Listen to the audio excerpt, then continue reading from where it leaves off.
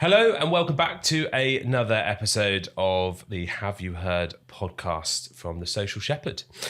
This week, very excited for your first time. To be joined by Barney, one of our senior account directors here at The Social Shepherd. Do you want to introduce yourself? Yeah, I'm Barney, senior account director at The Social Shepherds. Been here for now, 3 months almost. Ooh, that long. Yeah, loving it. It's been an absolute whirlwind. But yeah, very happy to be here on these lovely chairs speaking to you today. Yeah, nice and good to have you.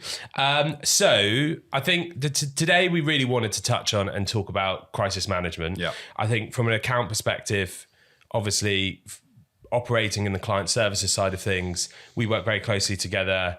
And, you know, whether it's happened a lot, certainly there's a few times over the last few months that we've had to deal with a bit of crisis management. Yeah.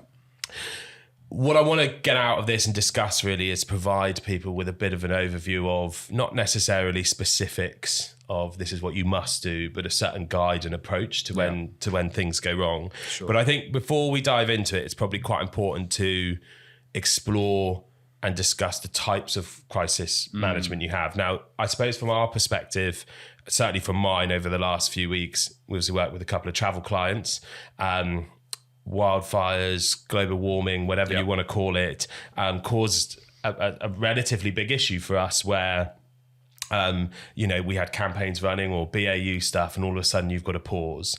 We've got campaigns about to go live and you need to make decisions and so on and so forth. And there's a lot of stuff that goes with that. On the flip side of that, there's stuff which is still a direct effect, but potentially, as opposed to being an outside sort of crisis like global warming or fires, is potentially it could sit in and amongst the actual come from a brand, a senior person at a brand might have said or done something, or the brand has just generally made a mistake, or certainly in times of lots of investigations and things, greenwashing, whatever you want to call it, that something might happen where brands come across. So in general, we're talking about a lot of crisis management. Now, before we jump into the actual sort of approaches, from your perspective, what goes through your mind? How does it, when something like that happens and you see it? Yeah, well, I mean, it's pretty terrifying, isn't it? As a brand and a sort of client service, director, being involved with our clients and having that relationship with them, we feel that pain. So when something comes up that we know is going to affect them and their business, it's pretty scary. I think, again, it's sort of, you have to, especially the world we live in right now, you have to be prepared for those eventualities to happen. And what you've just talked about, something that's so out of your control, the wildfires that have happened, in the Mediterranean, something that really our brands can't really control. And on the flip side, the other kind of scenario you explained was something that's been manifested by someone within the brand, or something's happened that actually there is an element of control that we can apply to it. So I think there's two different things, isn't there? One is the absolutely out of this, catastrophic events which affect everyone. And then there's those things that actually, from an internal point of view, we can plan for, we can predict certain risks. Yeah. And it's about, I think obviously we'll talk about this, but it's about having that awareness to go, okay, what are the things that could affect us? Yeah. How do we start to plan and think about those eventualities and make sure that if and when they do happen, we're ready, basically. Yeah, but massively. I completely agree, because the other thing as well is and what you were saying there about planning, there's planning as in crisis has happened. Yeah.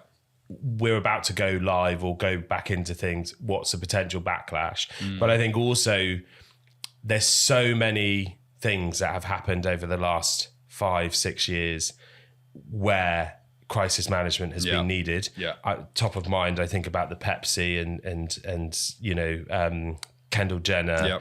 And just, I don't think in principle at that moment in time, there was probably never a question asked, right? Of we've got this amazing idea. This is tonally, it was just wrong. Yeah. Creatively in that room, you're probably sat there thinking, really great idea, great ambassador. We're bringing in all these different vibrant cultures and people. And then when it was released, it was just, oh dear, we've really missed the mark here and gone wrong. Yeah. When stuff like that happens, it's now easy to say, and I've literally this morning just sat in a room presenting a strategy where, internally, where the team we've gone, what's your feedback? And the team have gone, oh, wait a minute. Yeah. my concern is this, and this. So there's an element of learning and preparedness up front of what you're about to execute, which I think changes the dynamic massively. As opposed to that latter of something happening that so your preparedness is so important. But I guess also, just to jump in, it's also that is our role as client services, is to kind of catch those issues and know when we see something, or the team comes to us and goes, "I've got this brilliant idea. It's going to do X, Y, and Z," and we're like, "Brilliant, that's great, but hold on, what's that you've put in there? That is totally against brand guidelines. That's going to kick up a stink." Or, actually that might provoke a reaction with our audience. And that's our role to kind of go, because we sit in the middle between our teams, and it sort of enables us to, be that brand guardian for our teams.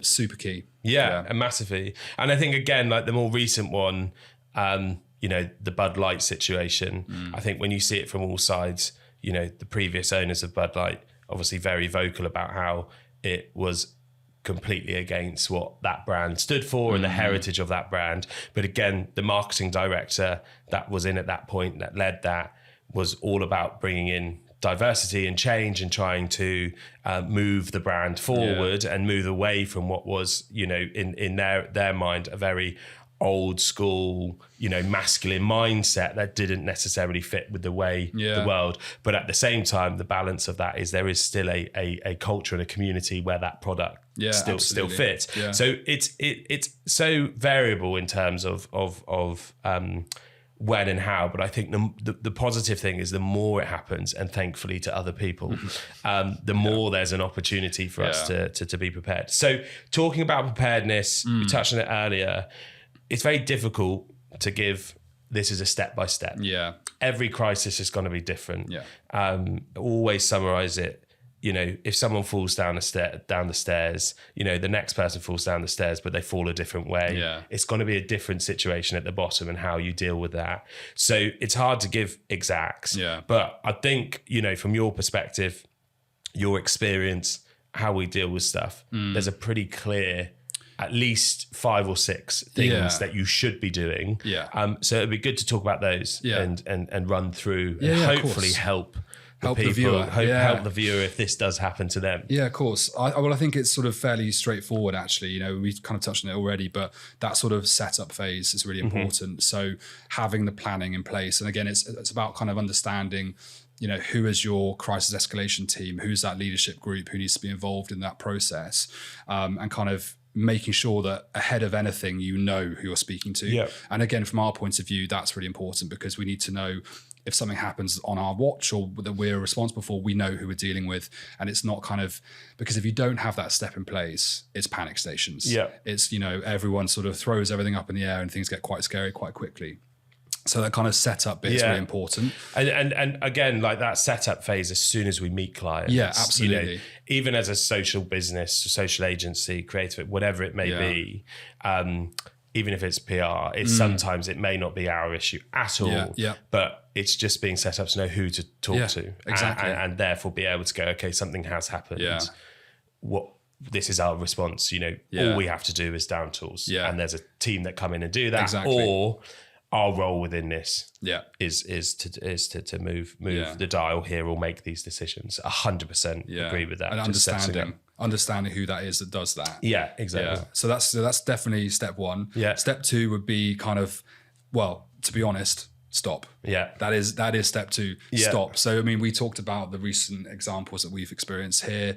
The reality is, as soon as something happens, any comms that are scheduled to go out, let's say Instagram stories scheduled, which are kind of lighthearted and funny. As soon as that kind of trigger goes off, everything stops. All the team down tools, essentially. That's really important, because obviously, if more content's posted that isn't necessarily aiding us, then it's going to potentially make the situation worse.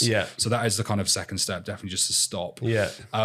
After that, you effectively have this kind of odd sort of interim phase where no one's really sure what is the next step, but effectively it's an opportunity for us to listen.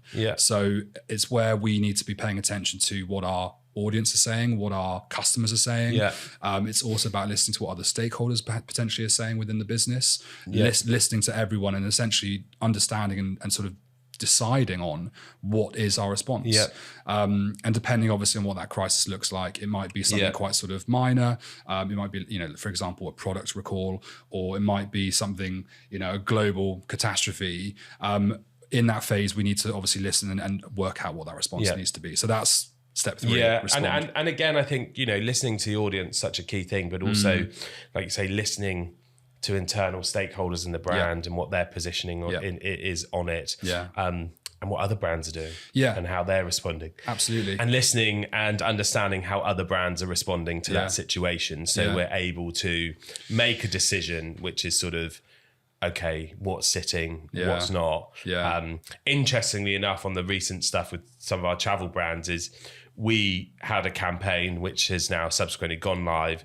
But at the time, we internally were discussing, is it worth putting out a post which is, we're going to continue with this campaign. And here's why, because as a travel provider, we want to ensure that we're still encouraging people to visit these countries to help with X, Y, and Z and tourism and not be put off and so on and so forth. For us, we felt that was a really positive, strong message. But actually from a brand side, as much as they agreed that it was a strong message, what they, from their perspective, and when we sat down and listened to what they were saying, it started to stray across borders of, okay, well, if you're saying that, the backlash becomes, well, what are you doing? Yeah, exactly. And actually, in reality, when we then listened and looked across what the other brands were doing, they would just put a bit of safe stuff out and then all of a sudden roll back into it. So, you may think you have that right idea, but actually just taking that moment, okay, what's happening is going to be so important. Yeah, and it's actually also a reflection of how the audience has changed over the last 5-6 years. COVID, the pandemic had a massive effect on how consumers interact with brands, and that sort of need for transparency and more information and more kind of honesty from brands certainly came to the fore then, and I think has kind of actually stayed. But like you say, it's not always the right approach, and some brands have a different personality or tone of voice or ways of working which dictate how that response needs to be expressed and sort of and communicated. So I think that's really important to kind of find that balance, definitely. So you got set up, stop, respond. Sorry, start again. You've got set up, stop, listen, and then you've got your response, which is obviously super important. That is the main bit. After that, you then have this kind of reflection period, and it's an opportunity for you as the brand to make sure that your response has been communicated effectively. Obviously listening to your audience and customers to sort of make sure that it's hitting the spot and resonating, but also it's an opportunity to kind of post-event to look at learnings and actual improvements that you can think about making for next time. So it's a really key part of any, we do it with every campaign we work on. There's always a measurement and a learnings phase. It's the same with crisis management. You have to approach that in the same vein. So, what worked, what didn't work? Did your crisis escalation team hold themselves to account? Did they do the job they needed to do? Was the response, satisfactory? Did it kind of do what it needed to do? What's the impact on the business been? Have we, lost revenue? Has our share price dropped? All those kind of things we need to be looking at. And then understanding from that point is, how do we build and improve moving forwards for crisis management in the future? So it's kind of, I think as long as you broadly follow that kind of pattern, you should be able to navigate most crises effectively. But obviously, as you said at the top, it's all fluid. Every crisis is different. Every scenario has a different way of playing out. So it's really important. I guess the broad overview is just be reactive and just be aware of what might happen if you kind of jump too quickly. Yeah, I couldn't agree more. I think the point really, as we said all along, is it's always different. There's no one way to answer the question. There's no one way to respond. What happened?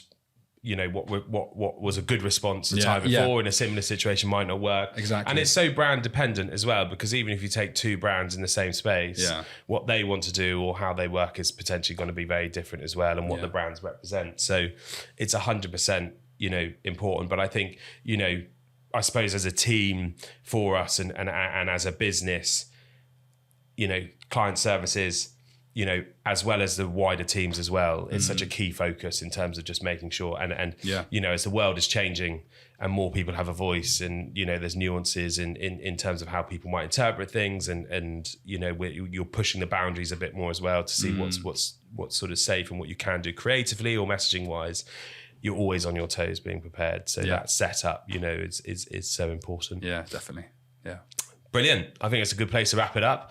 Hopefully there's some value in that for some people and people listening. If you do listen and you're not subscribed, please subscribe on all the various channels. You can listen to us on all the top podcast listening services and apps across the business and across the industry, as well as follow us on YouTube, Instagram, TikTok, Twitter, X, all the different platforms.